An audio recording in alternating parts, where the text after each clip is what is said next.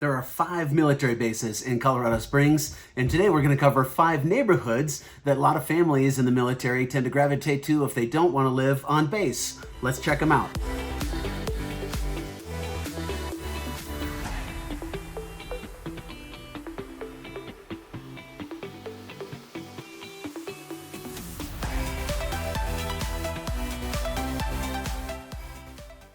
I connect with people just like you every day to help them discover where to live and invest in real estate and sell property for top dollar when the time is just right for them.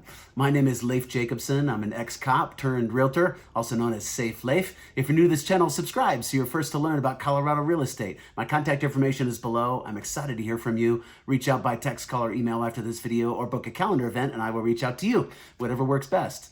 So today we're covering 5 different neighborhoods throughout the Colorado Springs area that are super popular for military families who don't want to live on military bases. Colorado Springs is a thriving city. It's one of the fastest growing cities in the United States.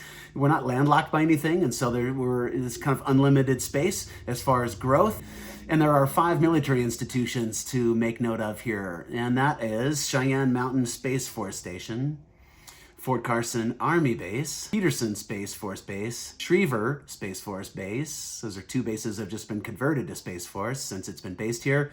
And then the United States Air Force Academy, which is a legendary institution. Something that's very interesting to note for Colorado, and this is important for military to understand, families coming here, is that Colorado is a school choice state, meaning that in most cities in the United States that I'm aware of, you actually have to put your kids in school. If you're doing public school and or charter schools, you need to have your kids go to school in the district where you're located and where your primary residence is as far as your address. But in Colorado, that's not the case. It's a choice school state, and so you can opt to send your kids to a different school and to a different school system that are outside the district where you live. And that's a big deal because a lot of people have strong opinions and have certain things they want to focus on or certain needs that they need their kids to get met, and so they want to go into a specific district. You can live in whatever district in Colorado Springs and choice your schools into another school district. We'll start from 5 and count down as far as neighborhoods, and the first one we're going to start with on the north end of Colorado Springs is Northgate, which is the neighborhood that's named after the Northgate of the Air Force Academy. It's on the north side of town. So it's about 20 to 30 minutes from all 4 other bases, which are located on the south side of town. This is a great and fast-growing area of Colorado Springs, partly because it's commutable to Denver. If you're doing anything up north, or your spouse or somebody else, or you need access to Denver International Airport periodically, it's a great location being on the north side of the Springs versus a lot of the others on the south side. You're going to have a much longer commute coming right through the city going up toward Denver. So that's one perk.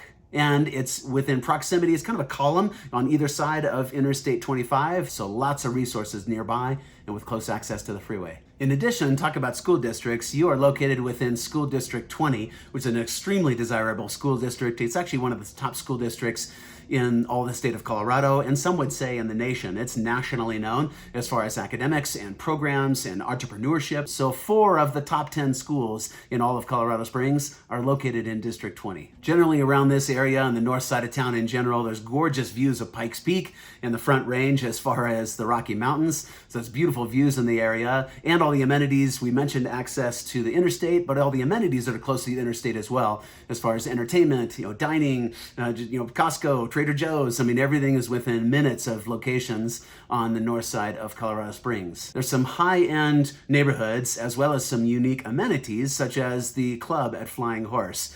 There's a spa, athletic club, steakhouse, offers 2 private golf courses, but average house price in Flying Horse is right about $1 million. So it's not a price point that everybody can afford, but man, it's a really nice neighborhood and a really nice area just on the east side of the Northgate community. So you can get houses in this area for a lot less than $1 million. They range down to about $550,000, all the way up to $4.2 million. So it's an affluent area with lots of variety. And you're looking at about 3,000 square feet to up to 10,000 square feet as far as a range of houses as far as space, and average year built is 2018. The 4th neighborhood we'll count down to is called Briargate, which is a neighborhood that was platted in the 80s, built out into the 90s and early 2000s, and it's about 15 minutes south of Northgate that we were just talking about. So we're going to kind of move down toward Colorado Springs, northern mid section, and kind of split the difference between the Air Force Academy about 15 minutes away, and about another 20 minutes south would take you to the other military bases we were talking about. The proximity in Briargate is fabulous throughout town, and there's lots of amenities that are super close by. Chapel Hills Mall, the Promenade Shops at Briargate.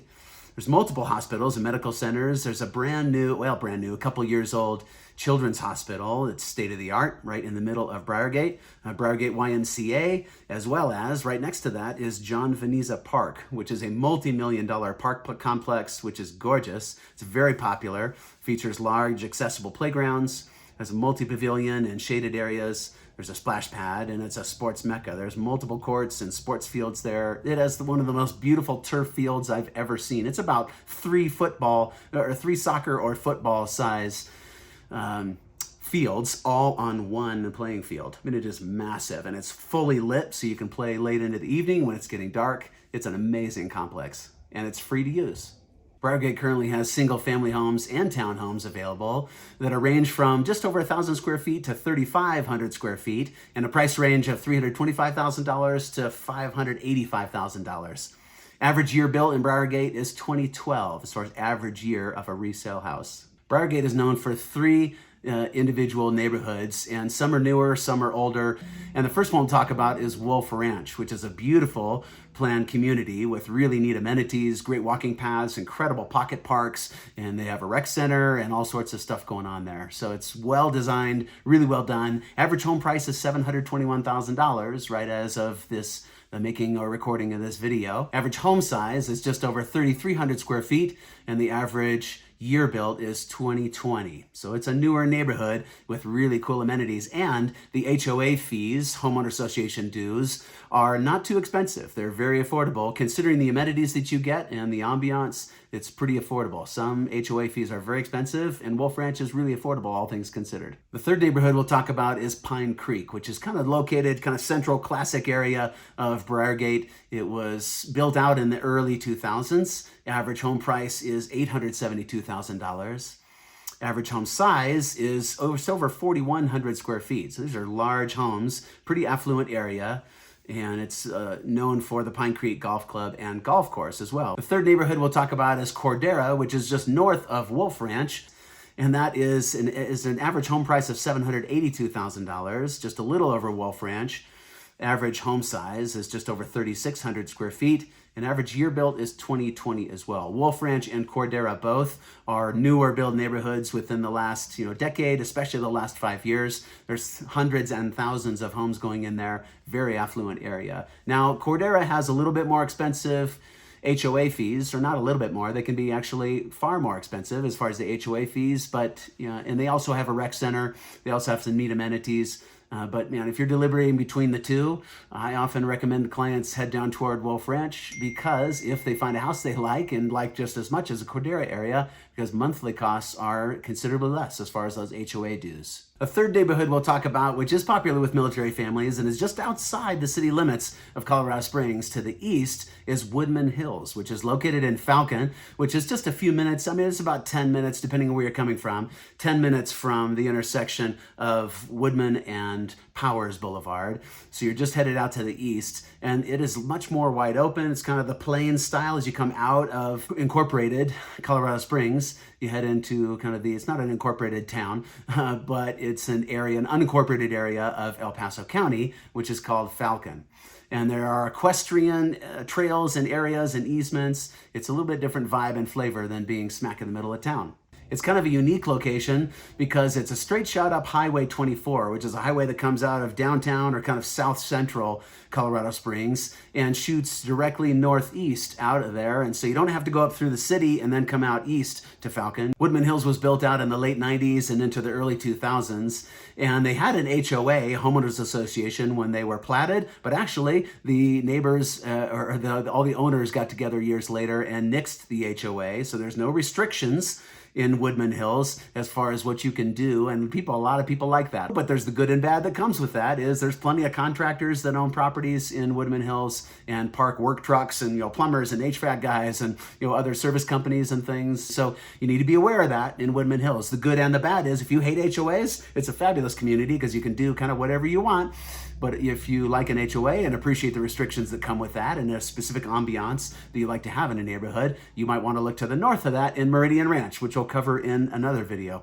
So you have, 1 and 1.5 acre lots are common in Woodmen Hills. You go into other neighborhoods that are even more newly platted, and you're just not finding acreage generally in newer neighborhoods, other than a few in estate neighborhoods that are very expensive. So Woodmen Hills is kind of that midpoint where you can still get a house for under $1 million and a fair purchase price, sometimes just over $500,000, with an acre or two of land and space to do whatever you like to do. Most of the homes in Woodmen Hills have at least 2-car garages. Some have 3 and 4, and some have more than that with RV garages and things like that. So there's lots of space in general with the structures as well as the property themselves. Some people don't know this, but there's actually 2 different rec centers in Woodmen Hills. And because it's kind of split and bisected by Meridian Boulevard that runs north, there's one rec center that's on the west side of Meridian Boulevard, and the other rec center is on the east side, and one has an outdoor pool and some cool amenities. The other has an indoor pool and a new basketball court that they just built in a separate pole building.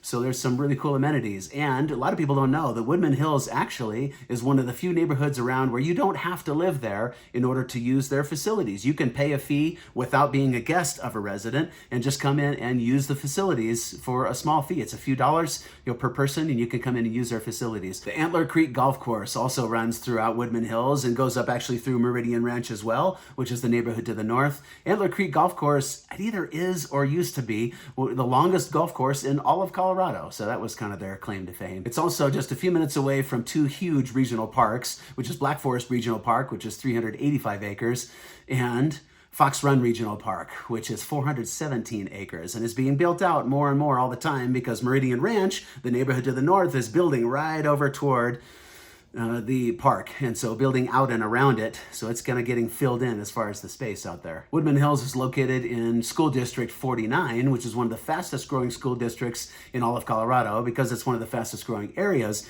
in Colorado. The house range in prices in Woodmen Hills at the moment of this video range from about $390,000 to $660,000. Average year built is 2004.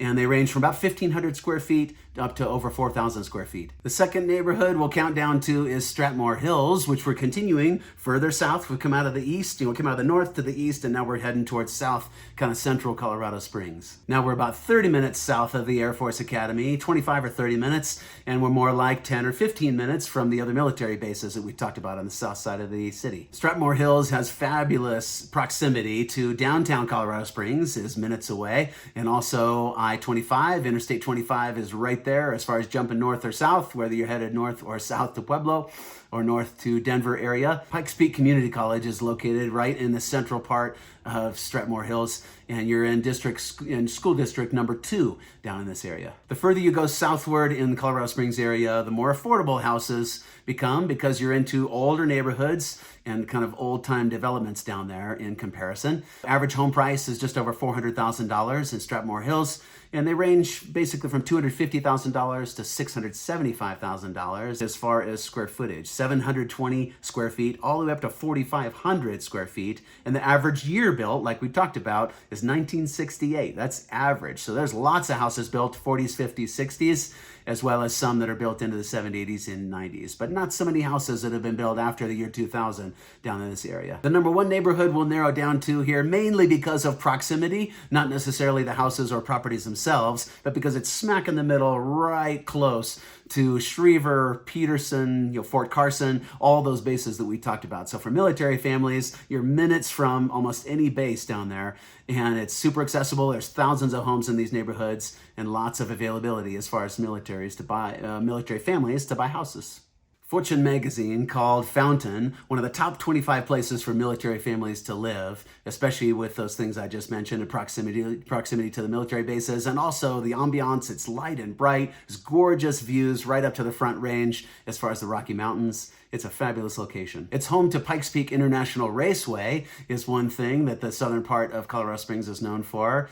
And it's more affordable than Colorado Springs, but you still have all the amenities that are close by, but you're not necessarily right within the city of Colorado Springs. The Fountain Fort Carson School District number 8 is the school district in this area, which is the top school district in the entire state of Colorado for athletics. So if you have kids that are into athletic programs or that's important to you, man, that you cannot beat that. It's also the most diverse school district in all of Colorado, and is the 33rd best school district in the entire state out of 176 districts as far as academics, so not a bad rating there. They offer huge resources and support for military kids and military families, so that's appreciated. And I'll pop up a couple quotes here so you can see, not from me, but from parents' mouths. What I love about my kids' school here is the flexibility that they offer for military kids. That when parents are deployed and they come late at night, that's okay to miss the next day of school. Or District 8 does such a good job of promoting and blending those military children with permanent residents of the area, and my kids don't feel isolated or left out from anything the district has going on. 70% of the kid population in this school district are military families, or military kids, which totally makes sense. And the average price, or kind of price range of the houses actually, is from $319,000 to $699,000. Average square footage, 1,500 to 5,300 square feet, and the average year built is 2008. So there's lots more neighborhoods we could cover. I just picked 5 that I know are popular as far as military families, and in my experience with my clients, they've keyed on these areas and these neighborhoods. I want to be a resource for you. If you're looking to move to Colorado Springs or sell and move out of Colorado Springs, if you're PCSing the military, I'm tenderhearted, I'm super relational. I would love to connect with you and be a fabulous resource in helping you buy or sell property throughout Colorado. I work remotely with clients in the military all the time, so you don't need to be here. Everything I do is paperless and super seamless, and I can do virtual tours and communicate remotely as well. Thanks for watching the video. Let me know how I can be a resource for you if you're looking at Colorado Springs as far as an area and joining one of our 5 military bases here. I'll talk to you soon.